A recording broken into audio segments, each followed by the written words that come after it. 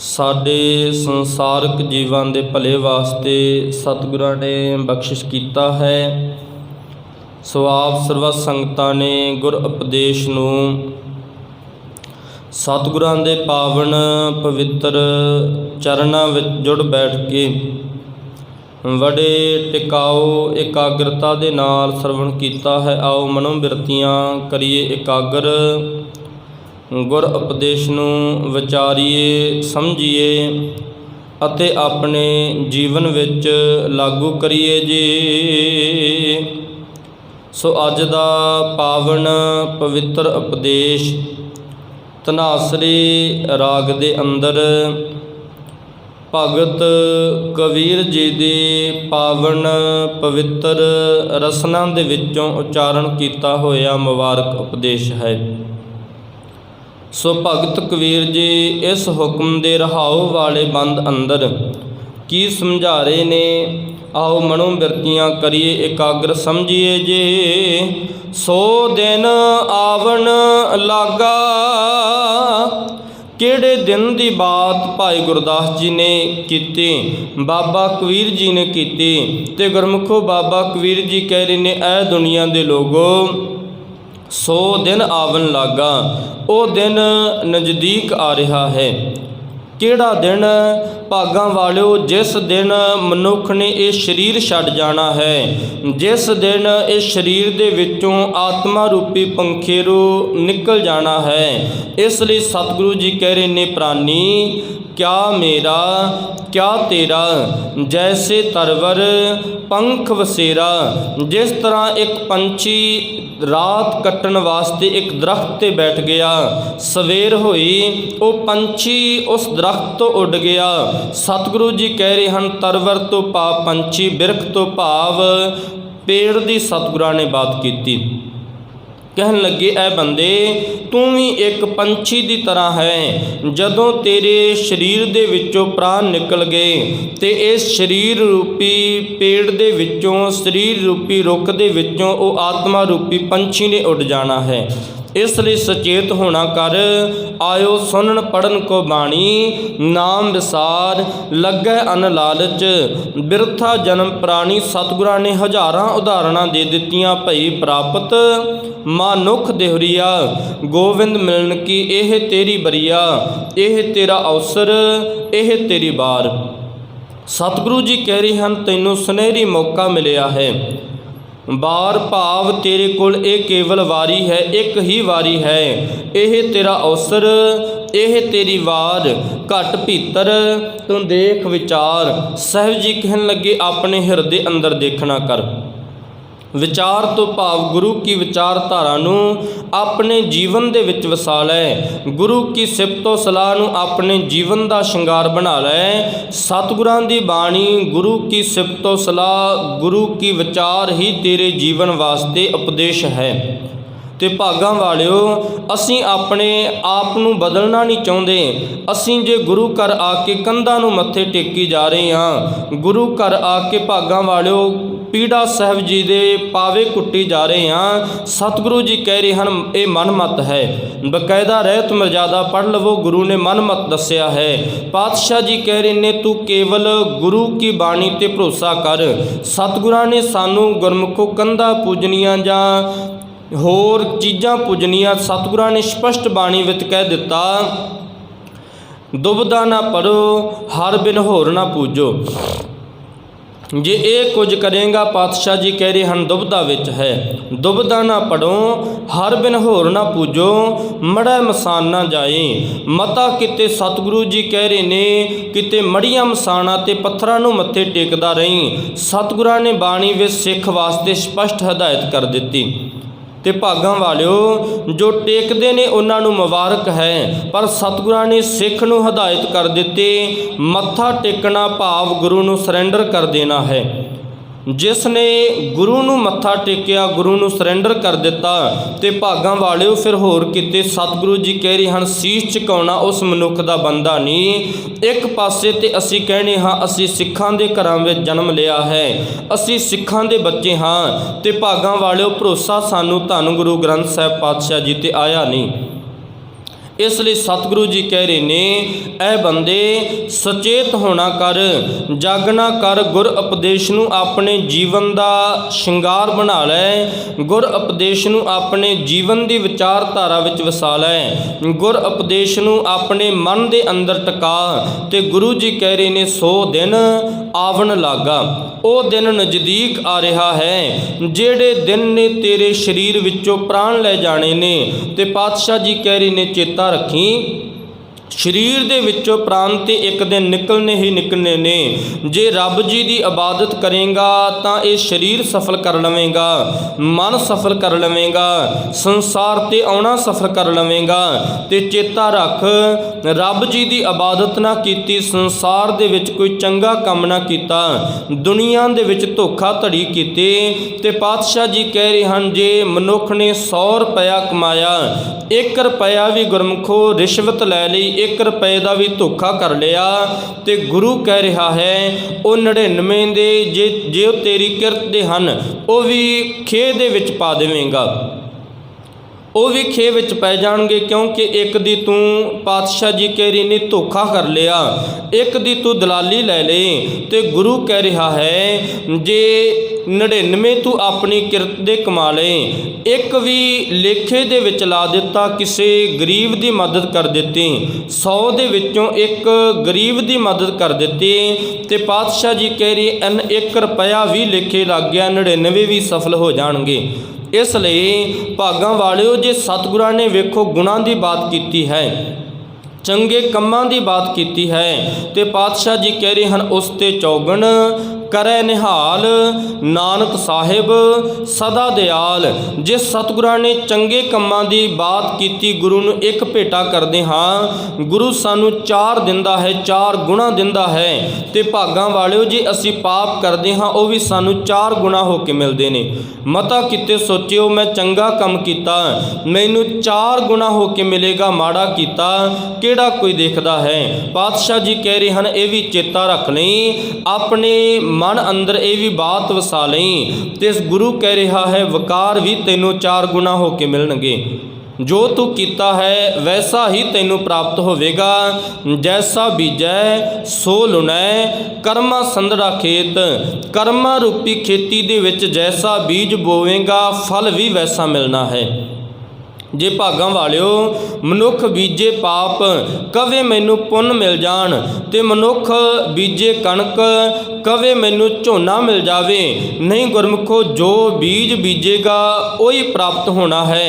पातशाह जी कह रहे हैं, संसार ते तू आया है, अपने कर्म खुद बना रहा है, जो तू कर रहा है वो तेरे कर्म ने, जो तू कर रहा है उन्हां मुताबक तेरा लेखा होना है। इसलिए पातशाह जी कह रहे ने, ऐ बंदे सचेत होना कर, जागना कर, सो दिन आवन लागा। तू दिनों दिन मौत वल वध रहा है, दिनों दिन तेरी मौत नज़दीक आउंदी जा रही है। मनुख कह रहा है, मैं इतना वड्डा हो गया, साडा बच्चा इतना वड्डा हो गया, मनुख जन्मदिन मनाउंदा है, पर भागां वालिओ काल हसदा है। पातशाह जी कह रहे हैं, ऐ बंदे दिनों दिन छोटा होई जा रहा है, शरीर का आकार भावें वधी जा रहा है, पर उम्र दिनों दिन छोटी होई हुंदी जा रही है। जो किछ पाया सो एका वार, जितनी उम्र मनुख नूं मिली सी एक वार ही मिल गई। ते भागां वालिओ, असी एक उदाहरण ले लईए, जे साडे कोल 1 लाख रुपया है, तो उस दे विच असी कुछ ऐड ना करांगे, कुछ असी कमावांगे ना, होर कुछ जोड़ांगे ना, तो भागां वालिओ लख दे विचों खर्ची जावांगे, एक दिन वो लख भी खत्म हो जाएगा, 1 रुपया भी नहीं बचेगा, खत्म हो जाएगा। पातशाह जी कह रहे ने, ऐ बंदे इसे तरह तेरे कर्म ने, तू अपने कर्मां दे विचों, अपने जीवन दे विचों, अपनी उम्रां दे विच गुरु का ज्ञान हासिल नहीं किया, एक कर्म सफले नहीं कीते, ये मत सफली नहीं कीती, ये सवास सफले नहीं कीते। ते पातशाह जी कह रहे हैं, चेता रख, दिनों दिन घटते जा रहे ने, दिनों दिन मौत दे वल वध रहा है, दिनों दिन छोटा हो रहा है, भावें शरीर वड्डा होई जा रहा है। ते पातशाह जी कह रहे हैं, जननी जानत सुत वड्डा होत है। बाबा कबीर जी दे मुबारक उपदेश ने। ਤੇ ਗੁਰੂ ਕਹਿ ਰਿਹਾ ਹੈ ਮਾਂ ਜਾਣਦੀ ਹੈ ਮੇਰਾ ਪੁੱਤ ਵੱਡਾ ਹੋ ਰਿਹਾ ਹੈ, ਪਰ ਸਤਿਗੁਰੂ ਜੀ ਕਹਿ ਰਹੇ ਹਨ ਭੋਲੀ ਮਾਂ ਇਹ ਨਹੀਂ ਜਾਣਦੀ ਕਿ ਦਿਨੋਂ ਦਿਨ ਛੋਟਾ ਹੋ ਰਿਹਾ ਹੈ। ਜਨਨੀ ਜਾਣਤ ਸੁਤ ਵੱਡਾ ਹੋਤ ਹੈ, ਇਤਨਾ ਕੋ ਨਾ ਜਾਣੈ ਕਿ ਦਿਨ ਦਿਨ ਅਵਧ ਘਟਤ ਹੈ। ਸਤਿਗੁਰੂ ਜੀ ਕਹਿ ਰਹੇ ਹਨ 100 ਦਿਨ ਆਵਣ ਲੱਗਾ। ਮਨੁੱਖ ਇੱਕ ਇੱਕ ਦਿਨ ਕਰਕੇ, ਘੰਟੇ, ਮਹੀਨੇ, ਪਲ ਕਰਕੇ ਦਿਨੋਂ ਦਿਨ ਮਰਦਾ ਜਾ ਰਿਹਾ ਹੈ। ਇੱਕ ਸਵਾਸ ਨਿਕਲ ਗਿਆ ਤੇ ਪਾਤਸ਼ਾਹ ਜੀ ਕਹਿ ਰਹੇ ਹਨ ਉਹ ਵੀ ਮਰ ਗਿਆ। ਇੱਕ ਇੱਕ ਸਵਾਸ ਕਰਕੇ ਮਨੁੱਖ ਦੀ ਉਮਰਾਂ ਘਟਦੀ ਜਾ ਰਹੀ ਹੈ। ਤੇ ਨੌਵੇਂ ਗੁਰਦੇਵ ਸਾਹਿਬ ਸ੍ਰੀ ਗੁਰੂ ਤੇਗ ਬਹਾਦਰ ਮਹਾਰਾਜ ਜੀ ਨੇ ਬੜੀ ਸੋਹਣੀ ਉਦਾਹਰਣ ਦੇਣੀ ਕੀਤੀ। ਪਾਤਸ਼ਾਹ ਜੀ ਕਹਿ ਰਹੇ ਨੇ ਘੜਾ ਪਾਣੀ ਦੇ ਨਾਲ ਭਰਿਆ ਹੋਇਆ ਹੈ। ਵੇਖੋ ਪਿੰਡਾਂ ਦੇ ਵਿੱਚ ਅਸੀਂ ਘੜੇ ਵਰਤਦੇ ਹਾਂ ਤੇ ਭਾਗਾਂ ਵਾਲਿਓ ਘੜੇ ਕਈ ਐਸੇ ਵੀ ਘੜੇ ਨੇ ਸਿਮਦੇ ਨੇ, ਕਈ ਘੜਿਆਂ ਦੇ ਵਿੱਚ ਤਰੇੜ ਆ ਜਾਂਦੀ ਹੈ। ਪਾਤਸ਼ਾਹ ਜੀ ਕਹਿ ਰਹੇ ਨੇ ਘੜੇ ਵਿੱਚ ਕੋਈ ਪੱਥਰ ਵੱਜਿਆ, ਛੋਟੀ ਜੀ ਤਰੇੜ ਆ ਗਈ, ਘੜਾ ਟੁੱਟਿਆ ਨਹੀਂ, ਤਰੇੜ ਆ ਗਈ। ਘੜਾ ਪਾਣੀ ਦੇ ਨਾਲ ਭਰਿਆ ਹੈ, ਉੱਪਰੋਂ ਚੱਪਣ ਦੇ ਨਾਲ ਢੱਕਿਆ ਹੋਇਆ ਹੈ ਤੇ ਗੁਰਮੁਖੋ ਇੱਕ ਇੱਕ ਬੂੰਦ ਕਰਕੇ ਉਹ ਸਾਰੇ ਘੜੇ ਦਾ ਪਾਣੀ ਹੌਲੀ ਹੌਲੀ ਖਤਮ ਹੋ ਗਿਆ। ਤੇ ਪਾਤਸ਼ਾਹ ਜੀ ਨੇ ਬਾਣੀ ਦੇ ਵਿੱਚ ਸਮਝਾਇਆ ਇਸੇ ਤਰ੍ਹਾਂ ਇਸ ਮਨੁੱਖ ਦਾ ਸਰੀਰ ਹੈ, ਇਸੇ ਤਰ੍ਹਾਂ ਇਸ ਮਨੁੱਖ ਦੇ ਸਰੀਰ ਦੇ ਵਿੱਚੋਂ ਇੱਕ ਇੱਕ ਸਵਾਸ ਨਿਕਲੀ ਜਾ ਰਿਹਾ ਹੈ। ਇਹ ਮਨ ਰੂਪੀ ਘੜਾ, ਉਮਰਾਂ ਰੂਪੀ ਘੜਾ ਦਿਨੋਂ ਦਿਨ ਖਤਮ ਹੋ ਜਾ ਰਿਹਾ ਹੈ। ਉਮਰਾਂ ਨੂੰ ਸਤਿਗੁਰਾਂ ਨੇ ਪਾਣੀ ਦੀਆਂ ਬੂੰਦਾਂ ਕਿਹਾ ਤੇ ਪਾਤਸ਼ਾਹ ਜੀ ਕਹਿ ਰਹੇ ਹਨ ਸਰੀਰ ਰੂਪੀ ਘੜੇ ਦੇ ਵਿੱਚੋਂ ਦਿਨੋਂ ਦਿਨ ਇੱਕ ਇੱਕ ਬੂੰਦ ਕਰਕੇ ਸਿਮਦੀ ਜਾ ਰਹੀ ਹੈ ਤੇ ਇੱਕ ਦਿਨ ਇਹ ਸਰੀਰ ਰੂਪੀ ਘੜਾ ਖਾਲੀ ਹੋ ਜਾਵੇਗਾ। ਇਸ ਲਈ ਬੰਦੇ ਆਉਣ ਵਾਲੇ ਸਮੇਂ ਦੀ ਤਿਆਰੀ ਕਰ ਲੈ। ਚੇਤਾ ਰੱਖੀ ਜਿਨ੍ਹਾਂ ਮਾਂ ਪਿਓ ਦੇ ਆਲੇ ਦੁਆਲੇ, ਪਰਿਵਾਰ ਦੇ ਆਲੇ ਦੁਆਲੇ ਫਿਰਦਾ ਹੈ, ਅੰਤਲੇ ਸਮੇਂ ਕੋਈ ਨਹੀਂ ਸਹਾਈ ਹੋਵੇਗਾ। ਗੁਰੂ ਕੀ ਕਹਿ ਰਿਹਾ ਹੈ ਆਓ ਸਮਝੀਏ ਜੀ। ਮਾਤ ਪਿਤਾ ਭਾਈ ਸੁਤ ਬਣਤਾ, ਸਤਿਗੁਰਾਂ ਨੇ ਕਹਿ ਦਿੱਤਾ ਤੇਰੇ ਮਾਂ ਪਿਓ, ਤੇਰੇ ਭੈਣ ਭਰਾ, ਭਾਈ ਤੋਂ ਭਾਵ ਭਰਾ, ਮਾਤ ਪਿਤਾ ਤੋਂ ਭਾਵ ਸਪਸ਼ਟ ਅਰਥ ਹੈ ਮਾਂ ਬਾਪ ਦੀ ਬਾਤ ਕੀਤੀ, ਭਾਈ ਤੋਂ ਭਾਵ ਭਰਾ ਦੀ ਬਾਤ ਕੀਤੀ, ਸੁੱਤ ਤੋਂ ਭਾਵ ਧੀਆਂ ਪੁੱਤਰਾਂ ਦੀ ਬਾਤ ਕੀਤੀ, ਬਣਤਾ ਤੋਂ ਭਾਵ ਇਸਤਰੀ ਦੀ ਬਾਤ ਕੀਤੀ, ਇਸ ਦੀ ਪਤਨੀ ਦੀ ਬਾਤ ਕੀਤੀ। ਕਹੋ ਕਉ ਹੈ ਕਾਕਾ, ਸਤਿਗੁਰੂ ਜੀ ਕਹਿ ਰਹੇ ਹਨ ਵੱਡਾ ਵੱਡਾ ਭੁਲੇਖਾ ਪਾਲੀ ਬੈਠਾ ਹੈ। ਚੇਤਾ ਰੱਖ ਇਹਨਾਂ ਦੇ ਵਿੱਚੋਂ ਕੋਈ ਵੀ ਅੰਤਲੇ ਸਮੇਂ ਤੇਰੀ ਸਹਾਇਤਾ ਨਹੀਂ ਕਰੇਗਾ। ਤੂੰ ਜੈਸਾ ਸੰਸਾਰ ਤੇ ਕੰਮ ਕਰੇਗਾ ਤੈਨੂੰ ਆਪ ਨੂੰ ਹੀ ਵੱਢਣਾ ਪੈਣਾ ਹੈ। ਭਾਵੇਂ ਮਨੁੱਖ ਲਾਲਚ ਆਪਣੇ ਬੱਚਿਆਂ ਵਾਸਤੇ, ਪਰਿਵਾਰ ਵਾਸਤੇ ਕਰਦਾ ਹੈ, ਪਰ ਸਤਿਗੁਰੂ ਜੀ ਕਹਿ ਰਹੇ ਹਨ ਚੇਤਾ ਰੱਖੀ ਲੇਖਾ ਤੈਨੂੰ ਇਕੱਲੇ ਨੂੰ ਦੇਣਾ ਪਵੇਗਾ। ਕੋਈ ਤੇਰਾ ਬੱਚਾ, ਮਾਂ ਬਾਪ, ਧੀਆਂ ਪੁੱਤਰ, ਘਰਵਾਲੀ ਕੋਈ ਤੇਰੇ ਨਾਲ ਅੰਤ ਸਮੇਂ ਸਹਾਈ ਨਹੀਂ ਹੋਵੇਗਾ। ਲੇਖਾ ਤੈਨੂੰ ਹੀ ਦੇਣਾ ਪਵੇਗਾ। ਇਸ ਲਈ ਸਤਿਗੁਰੂ ਜੀ ਕਹਿ ਰਹੇ ਹਨ ਕਹੋ ਕਉ ਹੈ ਕਾਕਾ, ਕੋਈ ਤੇਰਾ ਕੁਝ ਨਹੀਂ ਲੱਗਦਾ। ਤੂੰ ਸੰਸਾਰ ਤੇ ਆਇਆ ਹੈ ਕੇਵਲ ਆਪਣੀਆਂ ਜ਼ਿੰਮੇਵਾਰੀਆਂ ਪੂਰੀਆਂ ਕਰਨ ਵਾਸਤੇ। ਸਤਿਗੁਰਾਂ ਨੇ ਇਸ ਨੂੰ ਵਿਹਲੜ ਨਹੀਂ ਰੱਖਿਆ, ਜ਼ਿੰਮੇਵਾਰੀਆਂ ਦੇ ਦਿੱਤੀਆਂ। ਨਾਲ ਇਹ ਵੀ ਸਮਝਾ ਦਿੱਤਾ ਤੇਰਾ ਮਨੋਰਥ ਰੱਬ ਜੀ ਨੂੰ ਧਿਆਉਣਾ ਹੈ, ਤੇਰਾ ਮਨੋਰਥ ਰੱਬ ਜੀ ਦੀ ਬੰਦਗੀ ਕਰਨਾ ਹੈ। ਰਹਾਓ ਤੋਂ ਭਾਵ ਰੁਕਣਾ, ਵਿਚਾਰਨਾ, ਸਮਝਣਾ। ਦਿਨ ਤੇ ਪਹਿਰ ਤੇ ਘੜੀਆਂ, ਆਵ ਘਟੈ ਤਨ ਸੀਜੈ। ਪਾਤਸ਼ਾਹ ਜੀ ਕਹਿ ਰਹੇ ਹਨ ਵੇਖੋ ਉਮਰਾਂ ਕਿਵੇਂ ਘਟਦੀ ਜਾ ਰਹੀ ਹੈ। ਸਤਿਗੁਰੂ ਜੀ ਕਹਿ ਰਹੇ ਹਨ ਦਿਨ ਤੇ ਪਹਿਰ ਤੇ ਘੜੀਆਂ, ਆਵ ਘਟੈ ਤਨ ਸੀਜੈ। ਮਨੁੱਖ ਦੀ ਉਮਰ ਘੜੀਆਂ ਕਰਕੇ, ਪਲ ਕਰਕੇ ਤੇ ਪਾਤਸ਼ਾਹ ਜੀ ਕਹਿ ਰਹੇ ਹਨ ਦਿਨਾਂ ਕਰਕੇ ਘਟਦੀ ਜਾ ਰਹੀ ਹੈ। ਦਿਨੋਂ ਦਿਨ ਪਹਿਰ, ਘੜੀਆਂ ਇਸ ਮਨੁੱਖ ਦੇ ਜੀਵਨ ਵਿੱਚੋਂ ਘਟਦੇ ਜਾ ਰਹੇ ਨੇ। ਆਵ ਤੋਂ ਭਾਵ ਉਮਰਾਂ, ਆਵ ਤੋਂ ਭਾਵ ਇਸ ਮਨੁੱਖ ਨੂੰ ਜੋ ਉਮਰ ਮਿਲੀ ਹੋਈ ਹੈ ਤੇ ਪਾਤਸ਼ਾਹ ਜੀ ਕਹਿ ਰਹੇ ਹਨ ਕਿਵੇਂ ਘਟਦੀ ਜਾ ਰਹੀ ਹੈ। ਆਵ ਘਟੈ ਤਨ ਸੀਜੈ, ਤਨ ਦੇ ਅੰਦਰ ਕਮਜ਼ੋਰੀ ਆਉਂਦੀ ਜਾ ਰਹੀ ਹੈ। ਤਨ ਦਿਨੋਂ ਦਿਨ ਬੁੱਢਾ ਹੋ ਰਿਹਾ ਹੈ, ਤਨ ਦਿਨੋਂ ਦਿਨ ਮੌਤ ਵੱਲ ਵੱਧ ਰਿਹਾ ਹੈ। ਕਾਲ ਅਹੇਰੀ ਫਿਰੈ ਬਦਕ ਜਿਉ, ਕਹੋ ਕਵਨ ਬਿਦ ਕੀਜੈ। ਸਤਿਗੁਰਾਂ ਨੇ ਬੜੀ ਸੋਹਣੀ ਉਦਾਹਰਨ ਦਿੱਤੀ। ਕਹਿ ਰਹੇ ਨੇ ਜਿਵੇਂ ਸ਼ਿਕਾਰੀ ਹਿਰਨ ਦਾ ਸ਼ਿਕਾਰ ਕਰਨ ਵਾਸਤੇ ਜੰਗਲ ਵਿੱਚ ਜਾਂਦਾ ਹੈ, ਉਸ ਹਿਰਨ ਦੇ ਆਲੇ ਦੁਆਲੇ ਕਦੀ ਝਾੜੀਆਂ ਦੇ ਓਲੇ ਲੁਕ ਕੇ ਹਿਰਨ ਦਾ ਸ਼ਿਕਾਰ ਕਰਨ ਦੀ ਕੋਸ਼ਿਸ਼ ਕਰਦਾ ਹੈ। ਉਹ ਹਿਰਨ ਬੜਾ ਮਸਤ ਹੋਇਆ ਗੁਰਮੁਖੋ ਘਾਹ ਚਰ ਰਿਹਾ ਹੈ। ਪਰ ਪਾਤਸ਼ਾਹ ਜੀ ਕਹਿ ਰਹੇ ਹਨ ਵਿਚਾਰੇ ਹਿਰਨ ਨੂੰ ਇਹ ਪਤਾ ਨਹੀਂ ਕੋਈ ਪਤਾ ਨਹੀਂ ਕਿਸ ਪਾਸਿਓਂ ਆ ਕੇ ਤੀਰ ਵੱਜਣਾ ਹੈ, ਮੌਤ ਹੋ ਜਾਣੀ ਹੈ। ਤੇ ਪਾਤਸ਼ਾਹ ਜੀ ਕਹਿ ਰਹੇ ਹਨ ਕਾਲ ਰੂਪੀ ਸ਼ਿਕਾਰੀ ਸਾਡੇ ਆਲੇ ਦੁਆਲੇ ਫਿਰ ਰਿਹਾ ਹੈ, ਸਾਡੇ ਸਿਰ ਤੇ ਮੰਡਰਾ ਰਿਹਾ ਹੈ। ਇਸ ਲਈ ਕਾਲ ਅਹੇਰੀ ਫਿਰੈ ਬਦਕ ਜਿਉ ਕਹੋ ਕਵਣ ਬਿਦ ਕੀਜੈ।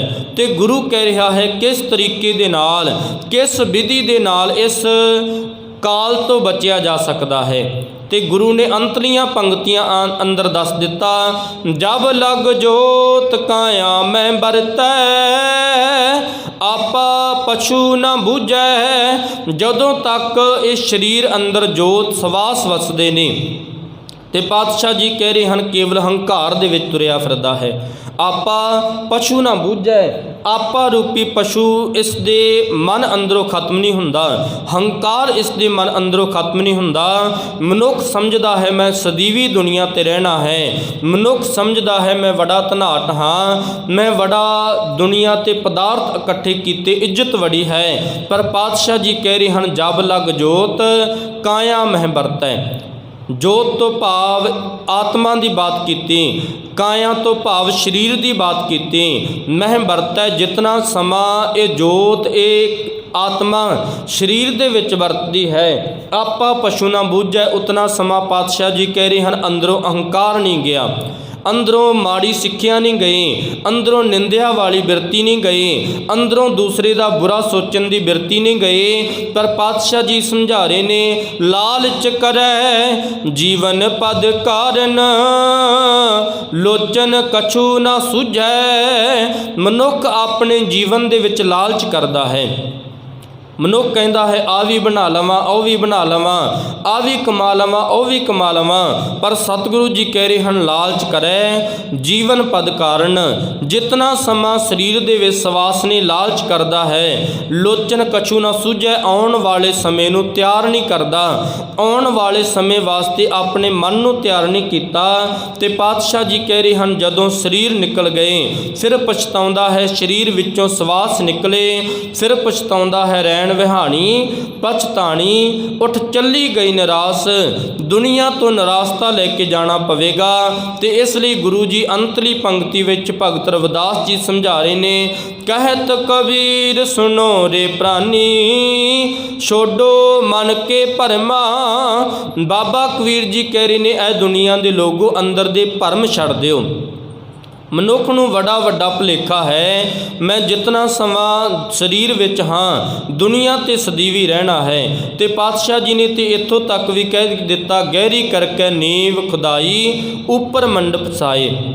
ਤੇ ਗੁਰੂ ਕਹਿ ਰਿਹਾ ਹੈ ਕਈਆਂ ਨੇ ਡੂੰਘੀਆਂ ਨੀਆਂ ਪੁੱਟ ਲਈਆਂ ਤੇ ਮੈਂ ਇਸ ਘਰ ਦੇ ਵਿੱਚ ਸਦੀਵੀ ਰਹਿਣਾ ਹੈ। ਕਹਿ ਰਹੇ ਨੇ ਗਹਿਰੀ ਕਰਕੇ ਨੀਂਵ ਖੁਦਾਈ ਉੱਪਰ ਮੰਡਪ ਛਾਏ, ਮਾਰ ਕੰਡੇ ਤੇ ਕੋ ਅਧਿਕਾਏ ਜਿਨ ਤ੍ਰਿਣ ਧਰ ਮੂੰਡ ਬੁਲਾਏ। ਤੇ ਪਾਤਸ਼ਾਹ ਜੀ ਕਹਿ ਰਹੇ ਹਨ ਮਾਰ ਕੰਡਾ ਜੋ ਰਿਖੀ ਹੋਇਆ ਹੈ ਉਸ ਰਿਸ਼ੀ ਦੀ ਉਮਰ ਹਜ਼ਾਰਾਂ ਸਾਲ ਦੀ ਸੀ, ਉਸ ਤੋਂ ਵਡੇਰੀ ਉਮਰ ਦਾ ਦੁਨੀਆ ਤੇ ਕੋਈ ਨਹੀਂ ਹੋਇਆ। ਪਰ ਸਤਿਗੁਰੂ ਜੀ ਕਹਿ ਰਹੇ ਹਨ ਦਿਨ ਤਿੰਨ ਧਰ ਮੂੰਡ ਬੁਲਾਏ, ਆਪਣੀ ਸਾਰੀ ਉਮਰਾਂ ਕੇਵਲ ਇੱਕ ਕੱਖਾਂ ਦੀ ਕੁੱਲੀ ਦੇ ਵਿੱਚ ਕੱਢ ਦਿੱਤੀ। ਕੋਈ ਵੱਡਾ ਘਰ ਨਹੀਂ ਉਸਾਰਿਆ, ਕੋਈ ਮਹਿਲ ਨਹੀਂ ਬਣਾਇਆ, ਇਤਨੀ ਲੰਬੀ ਉਮਰਾਂ ਕੇਵਲ ਕੱਖਾਂ ਦੀ ਕੁੱਲੀ ਦੇ ਵਿੱਚ ਗੁਜ਼ਾਰ ਦਿੱਤੀ। ਪਰ ਪਾਤਸ਼ਾਹ ਜੀ ਕਹਿ ਰਹੇ ਹਨ ਤੂੰ ਕੋਠੀਆਂ ਮਹਿਲ ਖੜੇ ਕਰੀ ਜਾ ਰਿਹਾ ਹੈ, ਪਰ ਇਤਨਾ ਚੇਤਾ ਰੱਖ ਲਈ ਤੂੰ ਇਹਨਾਂ ਦੇ ਵਿੱਚ ਰਹਿਣਾ ਨਹੀਂ, ਜਾਣਾ ਪਵੇਗਾ। ਕਿਉਂਕਿ ਘਰ ਇੱਕ ਆਲਣੇ ਦੀ ਤਰ੍ਹਾਂ ਹੈ, ਜਿਵੇਂ ਪੰਛੀ ਆਇਆ ਆਲਣੇ ਵਿੱਚ ਬੈਠਾ ਫਿਰ ਬੱਚੇ ਹੋਏ ਗੁਰਮੁਖੋ ਚਲਾ ਗਿਆ। ਪਰ ਪਾਤਸ਼ਾਹ ਜੀ ਕਹਿ ਰਹੇ ਹਨ ਜਿਸ ਤਰ੍ਹਾਂ ਮੁਸਾਫਰ ਇੱਕ ਸਰਾਂ ਦੇ ਵਿੱਚ ਆ ਕੇ ਰਹਿੰਦੇ ਨੇ, ਰਾਤ ਰਿਹਾ ਅੱਗੇ ਚਲਾ ਗਿਆ, ਪਰ ਪਾਤਸ਼ਾਹ ਜੀ ਕਹਿ ਰਹੇ ਹਨ ਸਾਡੇ ਘਰ ਵੀ ਇੱਕ ਸਰਾਂ ਦੀ ਤਰ੍ਹਾਂ ਨੇ। ਇਸ ਲਈ ਇਹ ਬੰਦੇ ਸੁਚੇਤ ਹੋਣਾ ਕਰ, ਕਹਿਤ ਕਬੀਰ ਸੁਨੋ ਰੇ ਪ੍ਰਾਨੀ। ਇਹ ਬੰਦੇ ਬਾਬਾ ਕਬੀਰ ਜੀ ਕਹਿ ਰਹੇ ਹਨ ਇਹ ਪ੍ਰਾਣੀ ਮੇਰੀ ਬਾਤ ਨੂੰ ਕੰਨ ਲਾ ਕੇ ਸੁਣਨਾ ਕਰ, ਛੋਡੋ ਮਨ ਕੇ ਭਰਮਾ, ਅੰਦਰ ਦੇ ਭਰਮ ਛੱਡ ਦੇ। ਕੇਵਲ ਨਾਮ ਜਪੋ ਰੇ ਪ੍ਰਾਨੀ, ਪਰੋਂ ਏਕ ਕੀ ਸ਼ਰਨਾ। ਪਾਤਸ਼ਾਹ ਜੀ ਕਹਿ ਰਹੇ ਹਨ ਕੇਵਲ ਰੱਬ ਜੀ ਦੀ ਇਬਾਦਤ ਕਰ, ਕੇਵਲ ਅਕਾਲ ਪੁਰਖ ਜੀ ਦੇ ਨਾਮ ਨੂੰ ਜਪਣਾ ਕਰ, ਇੱਕ ਦੀ ਸ਼ਰਨ ਵਿੱਚ ਪੈ। ਥਾਂ ਥਾਂ ਤੇ ਗੁਰਮੁਖੋ ਮਨੁੱਖ ਦੋ ਕਿਸ਼ਤੀਆਂ ਤੇ ਪੈਰ ਰੱਖੇਗਾ, ਡੁੱਬੇਗਾ ਹੀ ਡੁੱਬੇਗਾ। ਪਾਤਸ਼ਾਹ ਜੀ ਕਹਿ ਰਹੇ ਹਨ ਦੋ ਕਿਸ਼ਤੀਆਂ ਤੇ ਪੈਰ ਰੱਖ ਕੇ ਸਮੁੰਦਰ ਪਾਰ ਨਹੀਂ ਕੀਤਾ ਜਾ ਸਕਦਾ। ਬਾਬਾ ਕਬੀਰ ਜੀ ਵੀ ਕਹਿ ਰਹੇ ਹਨ ਕੇਵਲ ਇੱਕ ਨੂੰ ਧਿਆਉਣਾ ਕਰ, ਕੇਵਲ ਇੱਕ ਨੂੰ ਆਪਣਾ ਇਸ਼ਟ ਮੰਨ, ਕੇਵਲ ਇੱਕ ਦੀ ਇਬਾਦਤ ਕਰ, ਇੱਕ ਦੇ ਚਰਨਾਂ ਤੇ ਢਏਗਾ ਤੇ ਸੰਸਾਰ ਸਮੁੰਦਰ ਤੋਂ ਤਰ ਜਾਵੇਂਗਾ। ਵਾਰ-ਵਾਰ ਥਾਵਾਂ ਕਥਾਵਾਂ ਤੇ ਪਾਤਸ਼ਾਹ ਜੀ ਕਹਿ ਰਹੇ ਹਨ ਆਪਣੇ ਚਿੱਤ ਨੂੰ ਜੋੜੇਗਾ, ਨਾ ਇੱਧਰ ਨਾ ਉੱਧਰ ਡੁੱਬੇਗਾ ਕੇਵਲ। ਇਸ ਲਈ ਪਾਤਸ਼ਾਹ ਜੀ ਨੇ ਬਾਣੀ ਦੇ ਅੰਦਰ ਸੰਖੇਪ ਰੂਪ ਗੁਰਮੁਖੋ ਸਤਿਗੁਰਾਂ ਦੇ ਪਾਵਨ ਹੁਕਮ ਦੇ ਵਿਚਾਰ ਆਪ ਸੰਗਤਾਂ ਦੇ ਨਾਲ ਸਾਂਝੇ ਕੀਤੇ। ਪਾਤਸ਼ਾਹ ਜੀ ਵਿਚਾਰਾਂ ਕਰਨ ਦੀ, ਬਾਣੀ ਪੜ੍ਹਨ ਦੀ, ਸੇਵਾ ਕਰਨ ਦੀ ਸੋਝੀ ਸਮਤ ਦੇਣ ਜੀ। ਹੋਈਆਂ ਭੁੱਲਾਂ ਦੀ ਖਿਮਾ। ਵੱਧ ਤੋਂ ਵੱਧ ਸੰਗਤਾਂ ਸਤਿਗੁਰਾਂ ਦੇ ਪਾਵਨ ਚਰਨਾਂ ਦੀਆਂ ਹਾਜ਼ਰੀਆਂ ਭਰਿਆ ਕਰੋ ਜੀ।